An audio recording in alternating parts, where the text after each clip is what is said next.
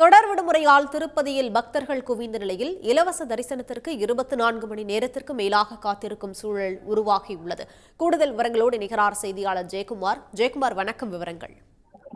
திருப்பதி ஏழுமலையான் கோயிலில் கிறிஸ்துமஸ் மற்றும் அரையாண்டு விடுமுறையின் காரணமாக பக்தர்கள் கூட்டத்தால் நிரம்பி காணப்படுகிறது. இதனால் வைகுண்டம் கியூ காம்ப்ளெக்ஸில் உள்ள 31 அறைகளும் நிரம்பி நாராயணகிரி பூங்கா மற்றும் சிலாத்தோரணம் வரை நீண்ட வரிசையில் சுமார் 3 கிலோமீட்டருக்கு பக்தர்கள் காத்திருக்கின்றனர். நேற்று இரவு முதல் கடும் குளிர் இருந்தாலும் பக்தர்கள் நீண்ட வரிசையில் காத்திருந்த நிலையில் தற்பொழுது தரிசனத்திற்கு வந்த பக்தர்கள் சுமார் 24 மணி நேரம் இலவச தரிசனத்தில் காத்திருக்க வேண்டும் என்று தேவஸ்தான அதிகாரிகள் தெரிவித்துள்ளனர்.